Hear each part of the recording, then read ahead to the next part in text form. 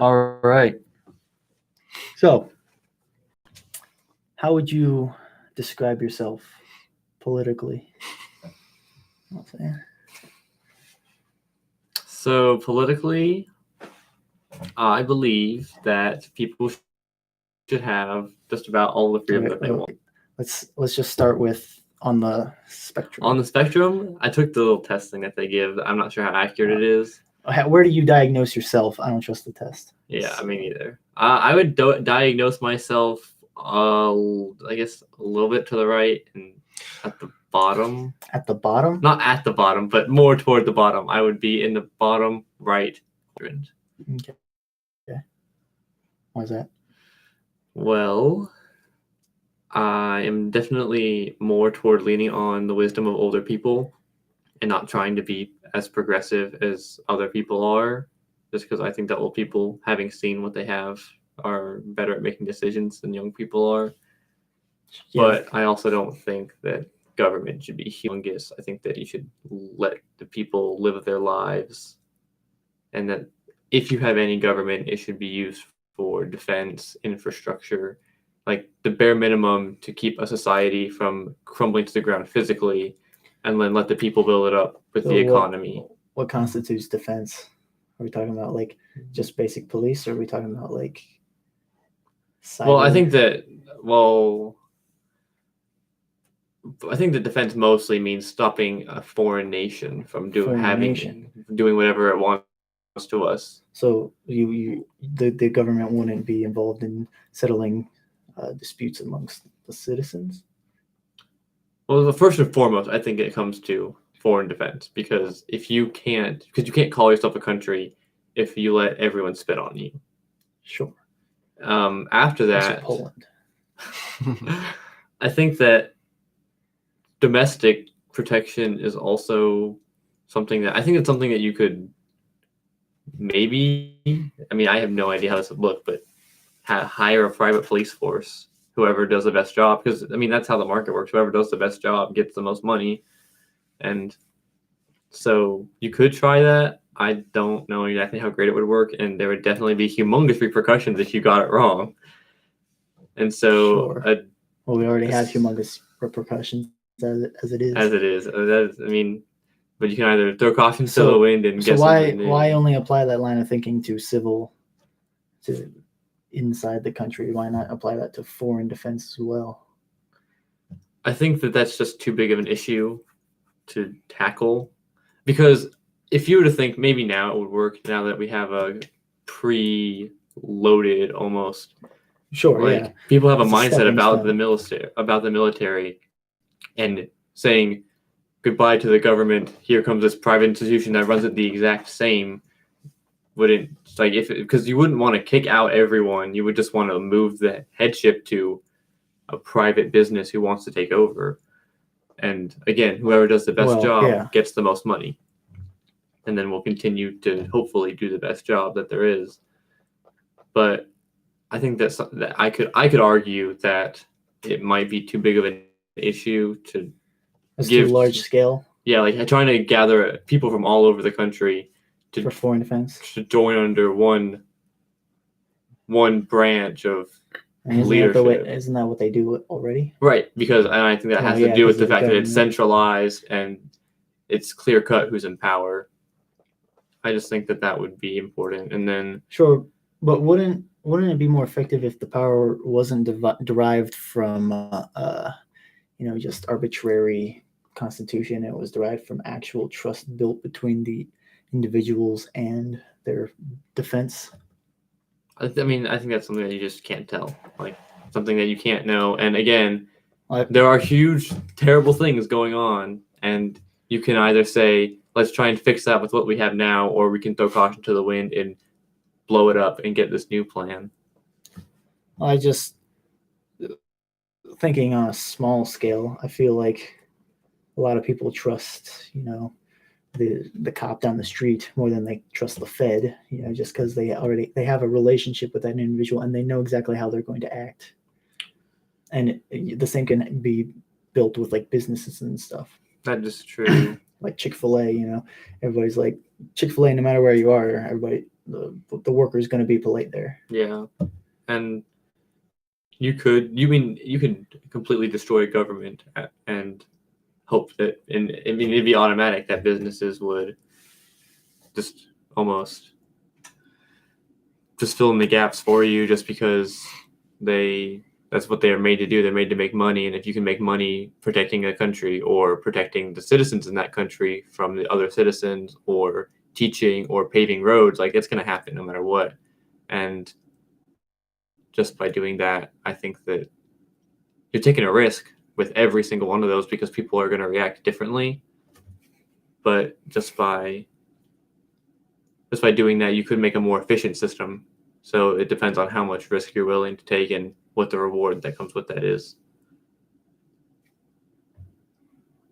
Yeah. What about you? How do you define yourself? I don't really pay attention to the categories and all that, although I do agree with a lot of the stuff that you were saying. I feel like government should be way less involved. And yeah, they should just have the bare minimum with public safety, you know. You know, just Yeah, you know, bare minimum. bare Like you minimum. said. I mean, as to address a problem that can come up with this, you don't have if you don't have centralized power, you don't have centralized laws. So you have a local For police sure. force in one city who could or could not be connected to any others in the state or the country. You might have interstate, because if you destroy government, states may not exist anymore. But you have, maybe instead of trying to divide it over an arbitrary line that was a river at one point, you might have just a group of large people who, even though they used to have a state border drawn between them, if they all want the same police, there's nothing that can really stop them if they don't have a government.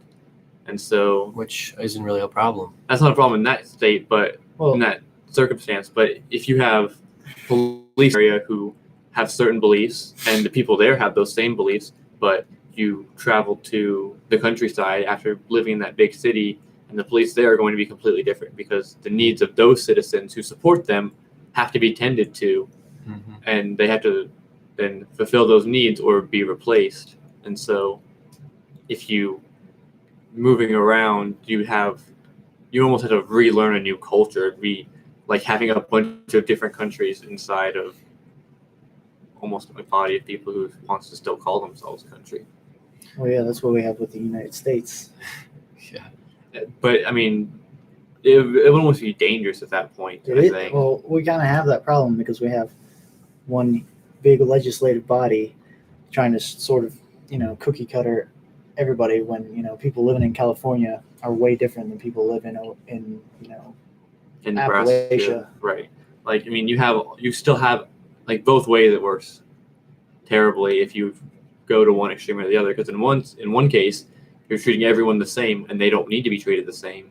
And in the other one, they're so different that people can't adjust when they move. Sure. Mm-hmm. I think decentralization doesn't necessarily mean no government. It just means if there's a government, you have a choice whether you're a part of it or not. Because, like John Locke, the power of the government is derived from the people, Right. from the consent of the governed. So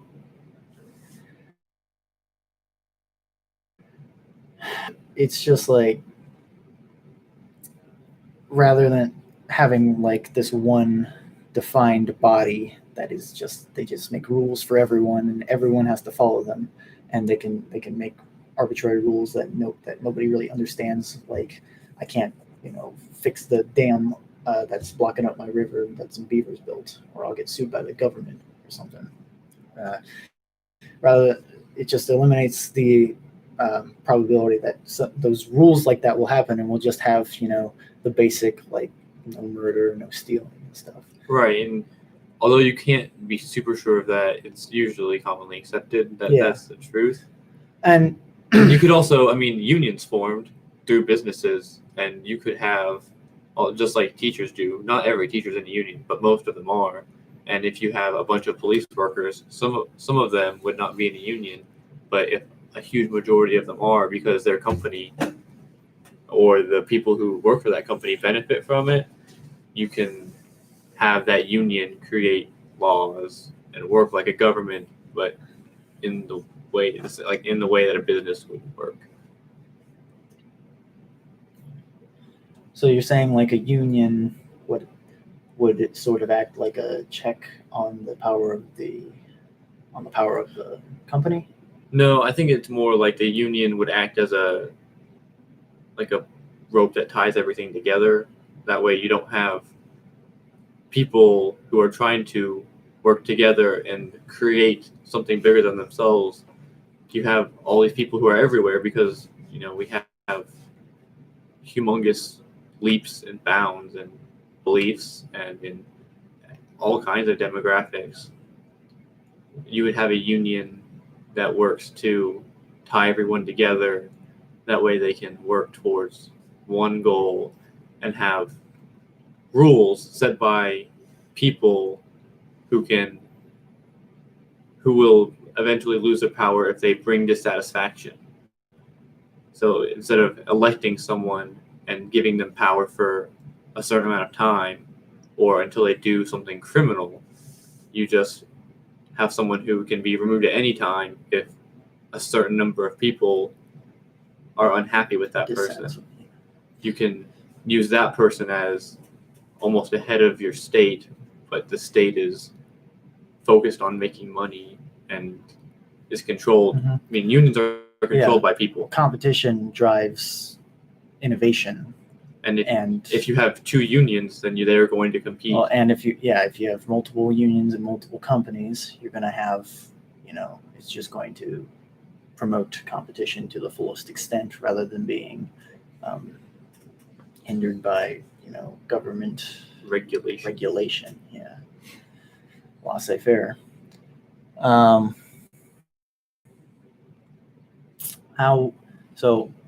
does this look, with the Black Lives Matter riots? Well, you don't like your police, you literally can just defund them. Like if you have police that you're supporting because you don't want your house broke into or your property burned to the ground, like you're then paying into the police in order to stop that from happening. And if you don't like what they do, you go find a new police force because Well, see, there is a problem with that though, because Minneapolis defunded their police force like straight up, and the crime rate just went right. But that's because they had no secondary option. Yeah. If you have competition, then you're going to find out who does the best, because if whoever does the best is going to make the most people happy, and those happy people are totally happy to just put their money right back in, right? Because this is a non-negotiable service. If you don't have a police force, your crime rate skyrockets, and you lose your property, you lose your house, you lose your family. Sometimes, like, it can be really bad. I also think that you don't necessarily, depending on the culture of the people, you don't necessarily need a police force, because some people, more southern, more conservative, are just going to be able to defend themselves. And you go back to smaller towns where everybody knows everybody. If you have a couple of people who are trustworthy, you don't need a whole police force. You can that might mean that money just goes back in your pocket, and having a little bit of extra pocket money never hurt anyone. Mm-hmm. But there is a drawback to those types of communities where you can have this little sect of people, and they'll stop like communicating with the outside world. They won't want to interact with anyone. They'll just stop trusting. I don't think that's true. true. You have someone come into their territory and then it'll just end poorly for them. I don't think that's true, because you'd have to be self-sufficient, and that's nearly impossible to do. Like, if you think about all the needs we have, some of these communities, like they're farming communities and stuff, and they're not necessarily dependent upon like television and entertainment. I mean, a little bit, but you can get that on your own just by Right, but then you have power. Like, there are not, like, if you want to generate power, which is sure, but super they necessary. get generators. but then they need gasoline some or of those, something to yeah. power it. Like, in order to be self-sufficient, that is, I mean, it took a whole continent east to west and over 3,000 miles north to south to do that. It took, I mean, if you look at Russia, that's humongous, and that's a self-sufficient nation. That's what it took. And you look at Europe, like, you have different countries, but they're all so connected. Like, they're almost all the same country. That's how they treat each other. I'm not necessarily talking about self-sufficiency either, though. Like, sure, they'll interact with like The people other they need outside to. businesses and stuff, but you have someone who doesn't really understand their culture or something. And they come strolling up into town. They don't like that, and they get shot or something. That sort of shut off and hostile environment.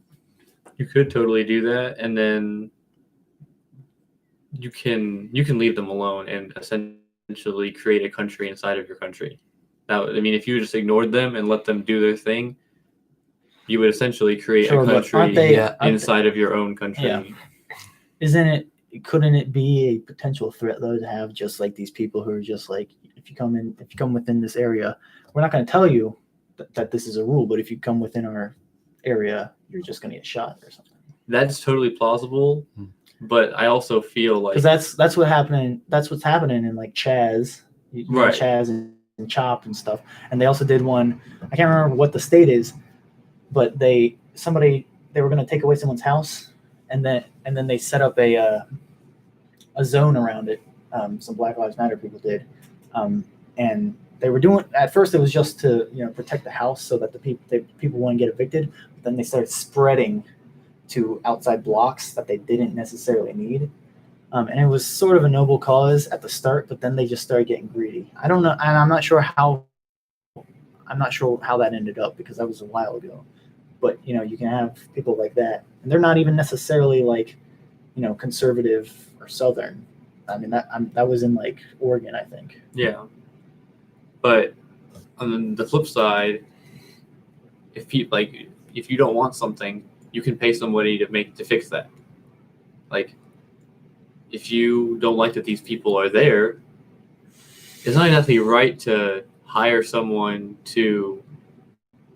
Like, I mean, if you really wanted to, you could get a large group of people together, hire some people who are willing to kill them all, and just send them all in and kill them all. That's not exactly the right thing to do, and that's definitely one of the drawbacks, is that you can hire. If money runs things and people are selfish with their money, they can do whatever the heck they can. There are people willing to take money to do terrible services.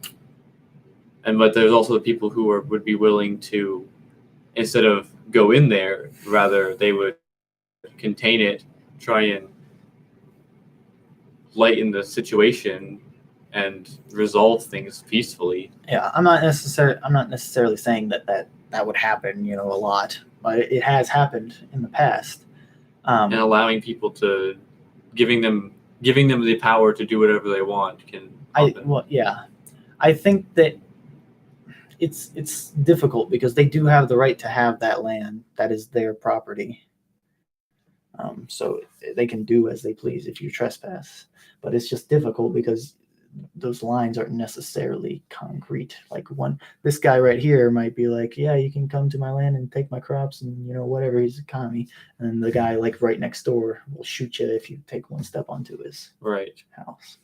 And the way that property works in a very primal definition is if you can make yourself control it, then you control it. Like if you can force yourself to control it, then you own it.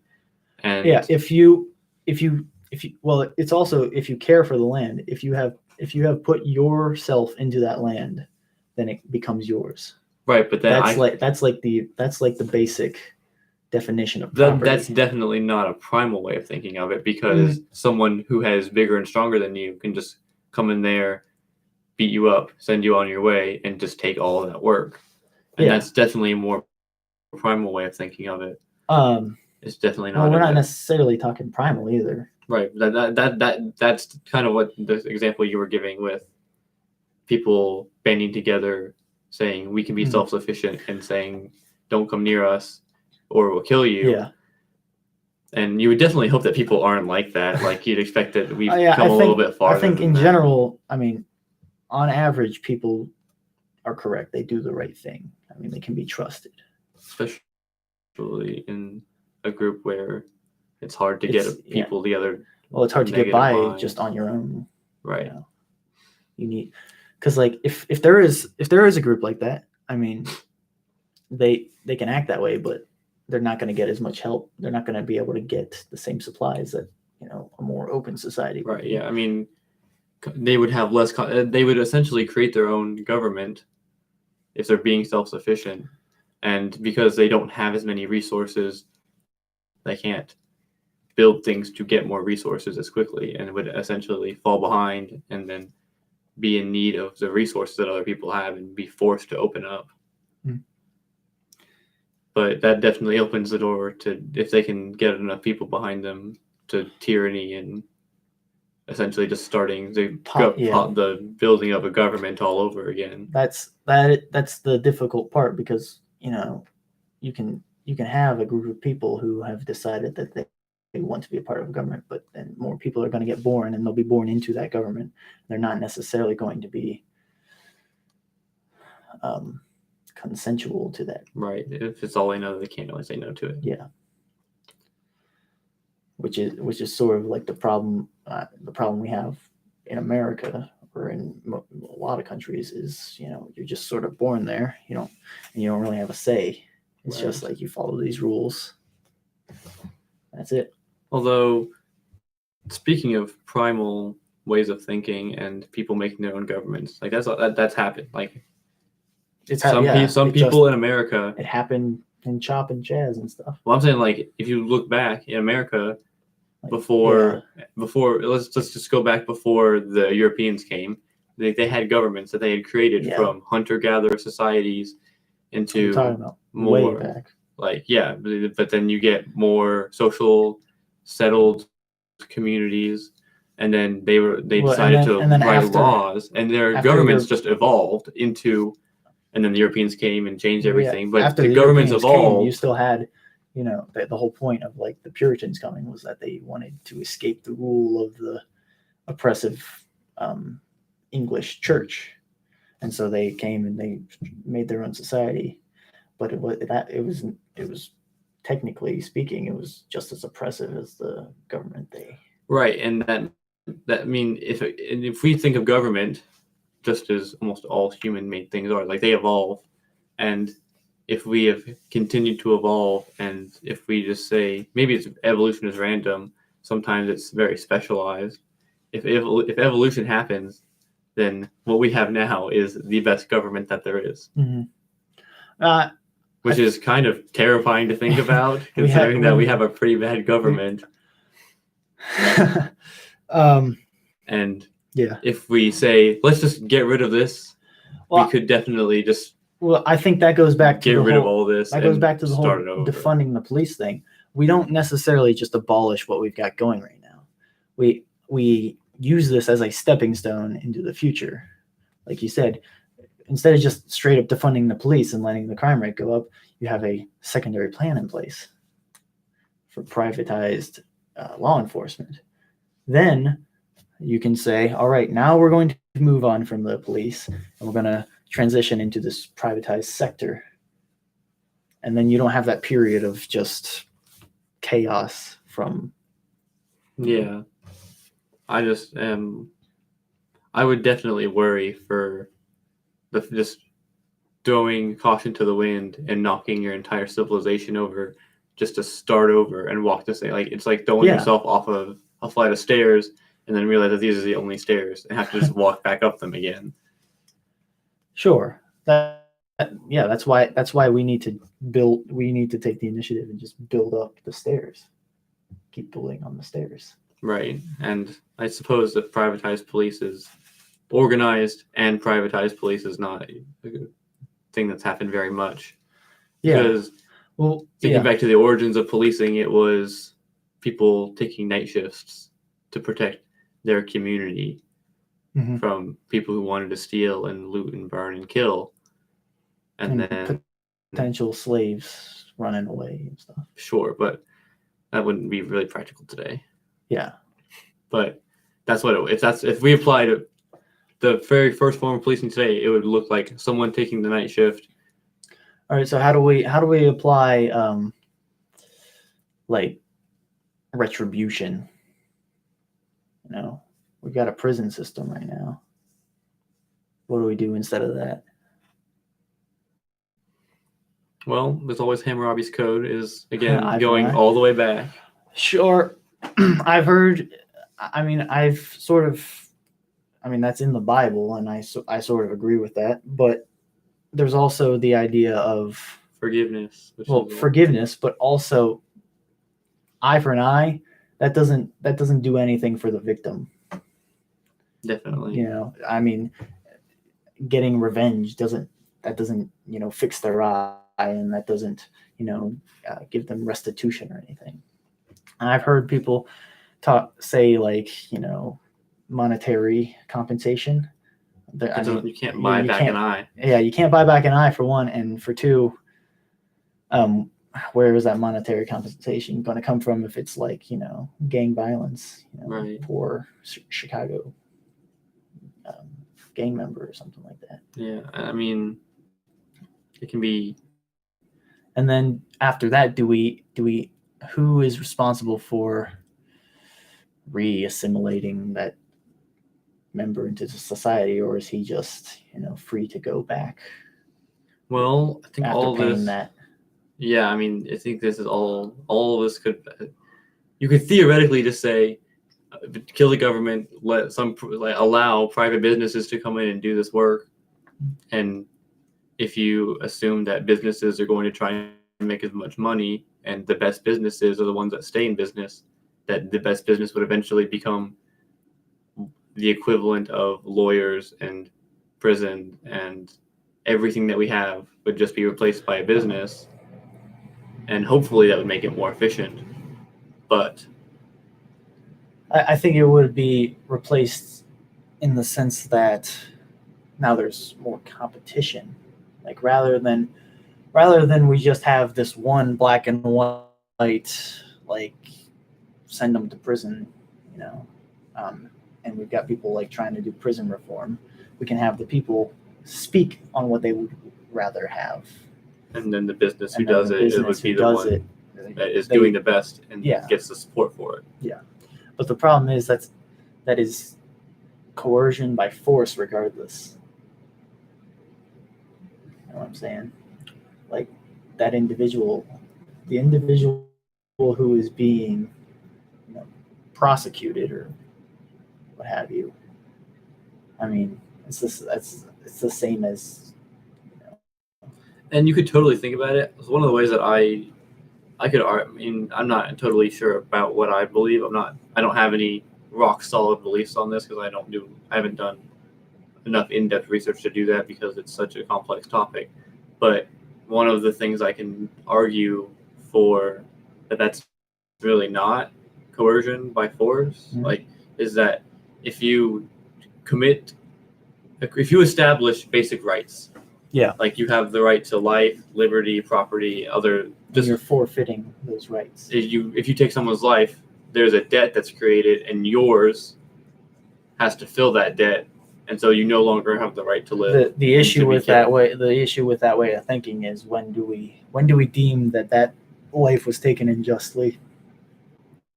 Right, and then that's where you come back to what we have now, a bunch of laws saying if this, then this, and then under that one you have an but if this, then you do something else. And that's when things get complicated. You could always, and that's something that I think that the jury of the peers was supposed to be and ended up failing at ultimately in what we have now, because it's supposed to be more like the people who are in that jury define what it is, define what the term is among themselves, and decide if they're guilty instead of having the term defined for them.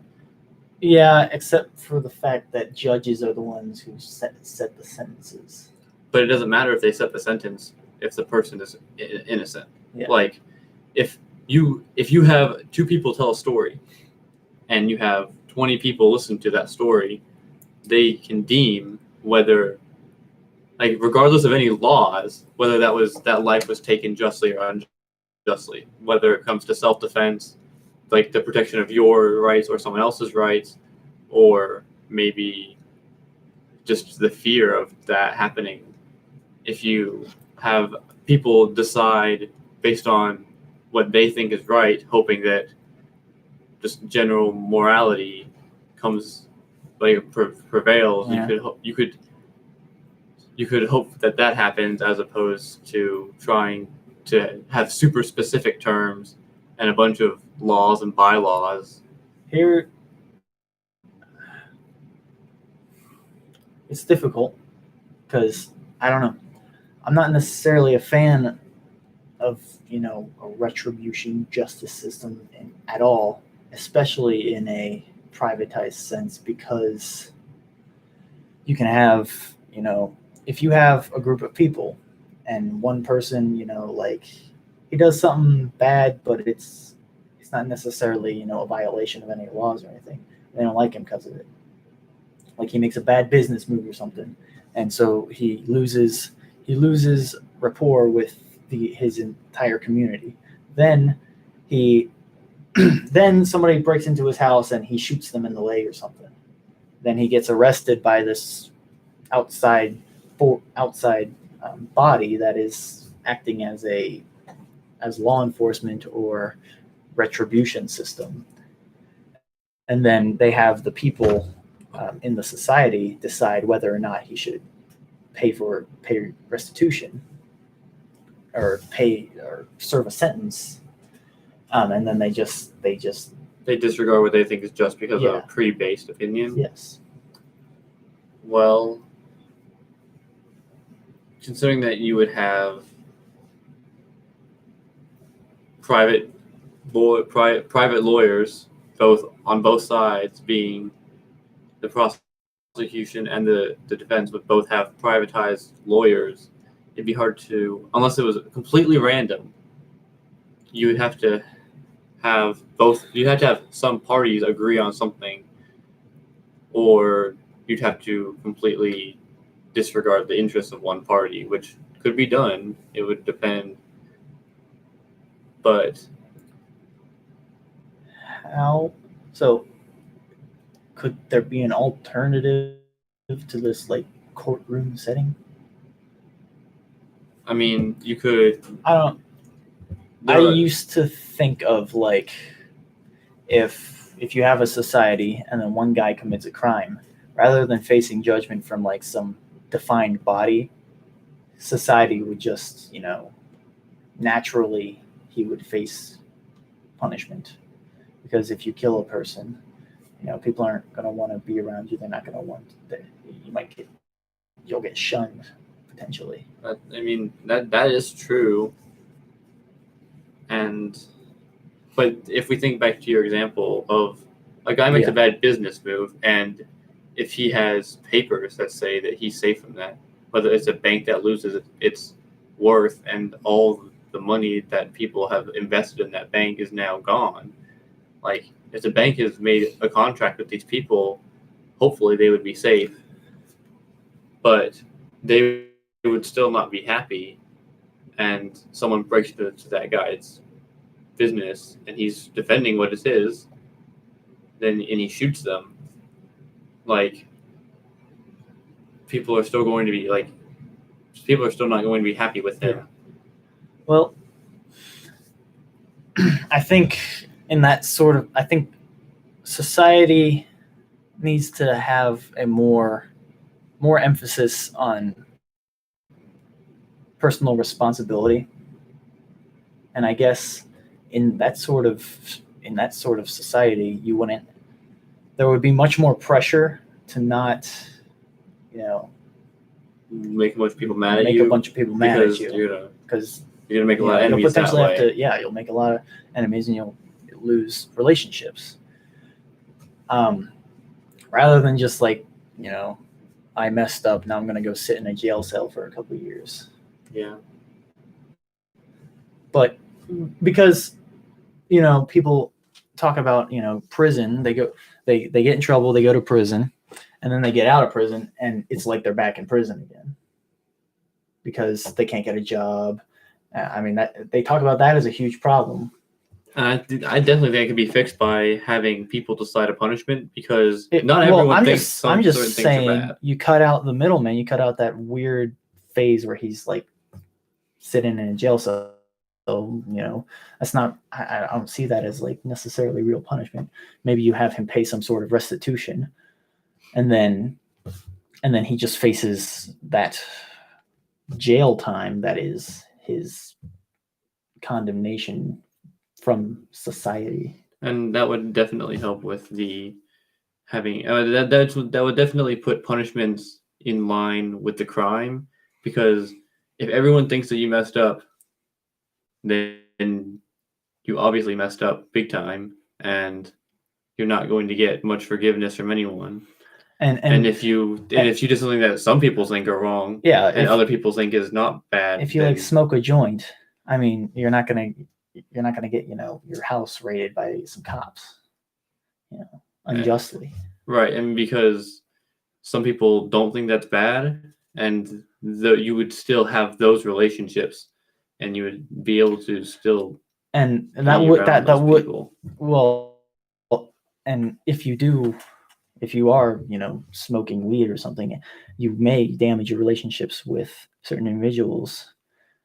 I mean, you do that anyways, but I think that would just enhance the whole social responsibility aspect. And that, I mean, in the personal responsibility and the freedom of an individual go hand in hand. You can't really have one without the other.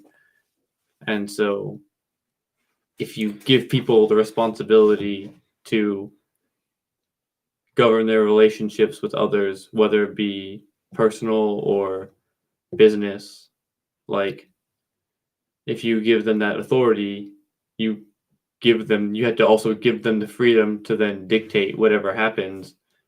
And that really, I think, is the most, like, almost like the most American way to do it, given that we always pride ourselves with being the land of the free. Why not give people the ability to actually be Absolute free? freedom. Because with absolute freedom comes absolute responsibility in what you do. Because if everyone has control over their own selves, you can't blame